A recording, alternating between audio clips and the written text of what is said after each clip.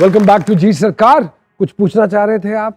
Awards की जो बात हो रही थी, तो काफी लोगों ने ऐसा प्लान बनाया होगा। आपके साथ कभी ऐसा हुआ किसी ने कहा होगा यार जाना नहीं, मैं भी नहीं जाऊंगा, बाद में वही बैठा हो सबसे आगे?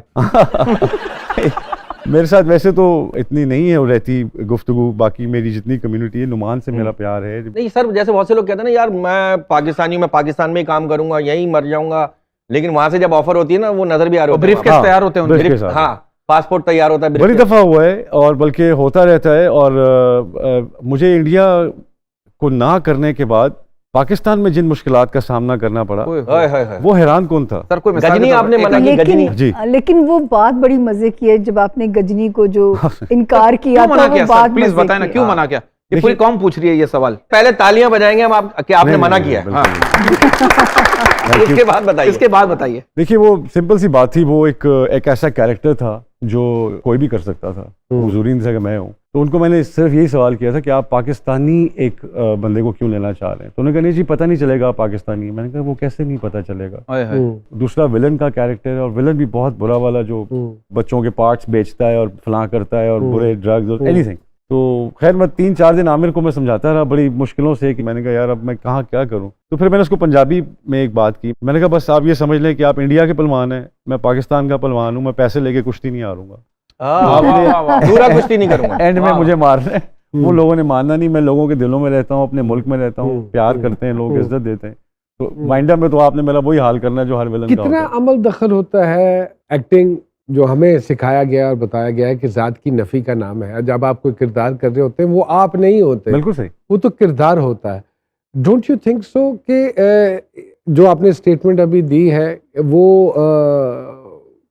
नहीं मैं इसलिए कहना चाह रहा हूँ कि वो रोल कोई भी कर सकता था। हाँ, उसमें कोई जरूरी नहीं था कि मुझे पाकिस्तान से इंपोर्ट किया एक जाए। पर्सनल रीजनिंग थी आपकी कि ये कोई मुझे भी कर लगा सकता कि है, ये- तो व्हाई मी इसलिए बिकॉज आपके पास बहुत अच्छे अच्छे एक्टर्स हैं। आपकी एकेडमी 300 से 400 बच्चा रोज एक्टर निकालती है, निकाल रही है। आप वहां से उठे एक हवा में उड़ के यहाँ आए और आपने कहा यहाँ का एक बंदा चाहिए।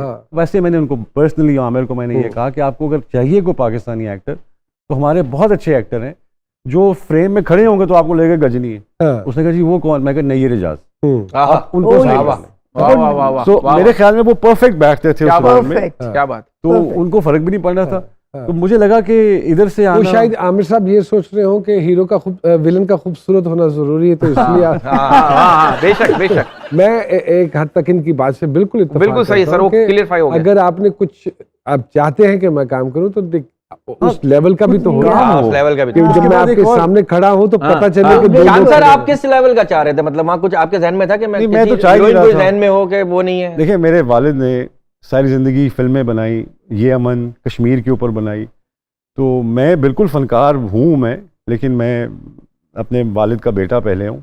वालिद की तस्वीर दीवार पे लगाने से आप उनके बेटे नहीं बनते। उनके असूल और उनकी जो आइडियोलॉजी है उसको लेके फॉलो करना बहुत जरूरी फॉलो है। करना है। शान भाई आप और नमन भाई से सवाल है, आजकल के कुछ हीरो में आटे में नमक के बराबर, आप मानते हैं उन हीरोज में थोड़ा थोड़ा उमराव जान भी है?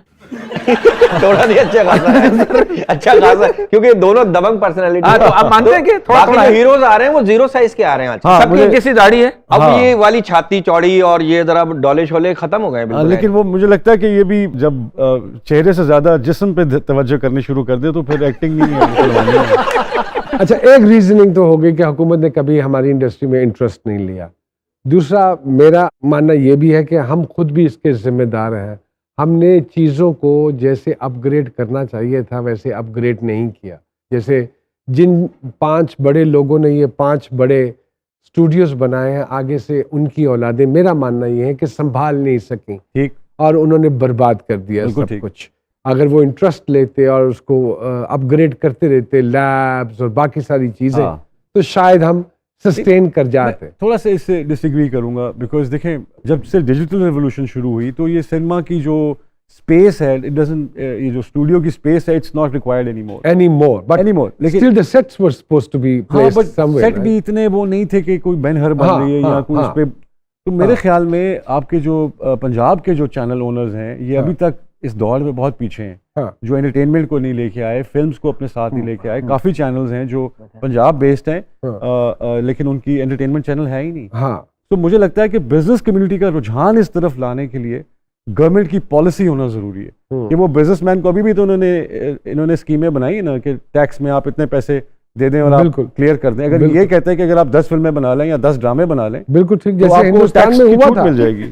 आप क्या समझते हैं कि किस नहज पे खड़े हैं, और डू यू थिंक सो कि हमारी इंडस्ट्री आने वाले 15-20 सालों में Revive खड़ी हो करेगी। जाएगी? ईंटों पे हाँ उन्होंने सांस, बड़ी गहरी सांस लिया। इसलिए मेरा मुझे जुमला लगा एडजस्ट हो कि गया। इसका सवाल बहुत अच्छा है लेकिन इसका जवाब बहुत लंबा है। मुझे सर, लगा दे कि दें, मैं दे क्या नहीं, 2-3 इसका- एपिसोड चला देंगे हम। नहीं मुझे मेरा मानना ये है, to help you out in this, मेरा मानना ये है कि फिल्म इंडस्ट्री की कल्ट डिफरेंट होती है, उनकी सही कह रहे हैं। Curiosity buildup. नमन भाई, आपने क्यों नहीं की फिल्म? आपका ऑफर तो हुई मैं होंगी। फिल्म का आदमी, मुझे लगा नहीं कि नहीं शायद नुमान ने मैं की नहीं फिल्म की है? की है? नुमान ने फिल्म की। इसलिए मैंने नहीं की उसके बाद, क्योंकि मुझे लगा कि मैं नहीं हूँ। या हीरोइन नहीं पहुंच पाई आप तक? अब बस कर।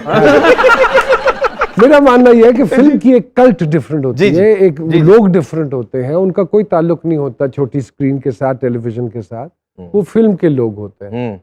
जो आदमी आपको रात को 8 बजे नजर आ जाता है ड्रामे में, और फिर कोई शो भी करता हुआ नजर आ जाता है, बिल्कुल। और फिर वो कोई चीज भी बेच रहा है, उसके इश्तिहार में भी हाँ 27 दफा आपको नजर आता है हाँ, सारे बेशक। दिन में, आप उसके लिए 1000-1500 रुपया खर्चेंगे, सुबह जाके सिनेमा में नहीं फिल्म वाह, जाएंगे। वाह, सही बात है, वाह, फिल्म वाह। की कैटेगरी अलग अलग है। नहीं, अभी भी अलमिया ये है कि जो नई फिल्में में पाकिस्तान की कोशिश की हमने भी देखने की, सर वो ड्रामा ही क्यों लगती है वो बड़ी इसीलिए स्क्रीन लगती के है ऊपर? क्योंकि वही लोग आपको दिखाई दे रहे होते हैं। हाँ नहीं सर, प्रोडक्शन में भी कोई कमी वो रहती है। डायरेक्टर और राइटर भी वहीं के हैं। अभी मुझे माफी के साथ मैं नाम नहीं लूंगा। ड्रामे के ही है। ड्रामे के ही है। ड्रामा ही लिखने वाला फिल्म लिख रहा हाँ, है, या हाँ। तो इश्तिहार बनाने वाला 25 सेकंड का जो इश्तिहार बनाता वो है, फिल्म कर वो रहा है। 2.5 घंटे की फिल्म कैसे बनाएगा? ओए होए। वो तो मेंटली ट्यून्ड है 25 सेकंड के ऊपर। हाँ। नहीं बड़ा सिंपल सा इसका मैच है। फिल्म जो है ना वो T20 है और ड्रामा जो है वो टेस्ट मैच है। वाह वाह वाह वाह वाह है दोनों वाह। क्रिकेट। आपने 2.5 घंटे में आपने परफॉर्म करना है हर हाल में। एग्जैक्टली आपके जो फिल्म का एक्टर होता है उसके अंदर एक घड़ी चल रही होती है, स्टॉप वॉच। हाँ। उसको पता होता है कि मैंने एग्जैक्टली कितने टाइम में ये शॉट डिलीवर करना है। हम्म। अगर वही शॉट मुझे टीवी में देना पड़ेगा तो मेरे पास फ्रीडम आ जाती है कि मैं इसको 20 सेकंड भी ले जाके method is different. Method is different but the game is the same. तो हमारे यहाँ जब टेलीविजन डायरेक्टर और राइटर खास तौर पर जब फिल्म लिखते हैं तो वो इतना बड़ा स्क्रिप्ट लिख देते हैं। तो फिल्म में स्क्रिप्ट छोटा होता है, स्क्रीन प्ले बड़ा होता है। वाह वाह वाह। ये पता नहीं है उन्हें। हाँ तो वो स्क्रीन प्ले की तरफ ध्यान नहीं देते, हाँ। वो कहानी को इतना ज्यादा लंबा कर देते हैं कि वो पब्लिक जो है वो बोर हो जाती है। फिर क्या होता है कि वो एक्टर्स के ऊपर ध्यान नहीं रखते कि एक्टर कितनी देर में अपना शॉट परफॉर्म कर रहा है। वो अपना टाइमिंग टीवी के लेके फिल्म में आया होता है। वाह वाह वाह तो वाह। वो उस टाइमिंग में एडजस्ट नहीं हो रहा होता, तो वो दिखने में सब ठीक लग रहा होता है, हाँ। कुछ ठीक नहीं होता है, कुछ वो उलझन कुछ ही उसको लेंथ दे रहा होता है ज्यादा। अब वो इनकी बात को लेके आगे चलते हुए, हाँ। अब वो उस लंबी चीज को उस टाइम में लाने के लिए, जब उसको वो बीच में से उसके ब्लॉक निकालेगा निकालेगा तो वो तेज हो जाएगा। तो वो तेज हो जाएगा, वो अजीब अब हो उस जाएगा। तेज की स्पीड को प्रॉपर रखना है। So there are lot of क्या टेक्निकल बात है। टेक्निकल उसमें थोड़ा सा। अब देखें जब हम पहले काम करते थे तो 35 पे फिल्में बनती थी, वो नेगेटिव पे। अब नेगेटिव की डिलीवरी की टाइमिंग और है, और आपकी जो एलेक्सा एरी जो नया आया है इसकी टाइमिंग और है। अभी तक एक्टर्स ये नहीं समझ पा रहे कि इसकी फ्रेमिंग के साथ कौन सा एक्ट है जो सिंक होता है। वाह वाह। वाह वाह वाह। वो इस देखें ना, ये तो आपका मेन टूल तो ये है, सब कुछ तो आपने इसके लिए करना है। तो इसके फ्रेम और आपके फ्रेम जब तक इकट्ठे नहीं होंगे वो मिसिंग चलेगा। अब मुझे लगता है मैं फिल्म में एक्टिंग कर लूंगा जिस तरह आपने समझाया ना। मुझे लग रहा है सोचा